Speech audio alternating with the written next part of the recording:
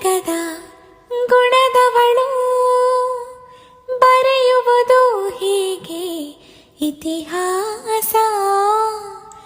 ಬದುಕುವುದ ಕಲಿಸೋ ಗುರು ಇವಳು, ನರಳುವಳು ಹೀಗೂ ನವಮಾಸ. ಗಂಗೆ ತುಂಗೆಗಿಂತ ಪಾವನಳು, ಬೀಸೋ ಗಾಳಿಗಿಂತ ತಂಪಿವಳು. ಜಗಕ್ಕೂ ಜನನಿ ಜೀವದ ಜೀವತಾಯಿ, ಬ್ರಹ್ಮ ವಿಷ್ಣು ಶಿವಾಯಿ ದೇಹ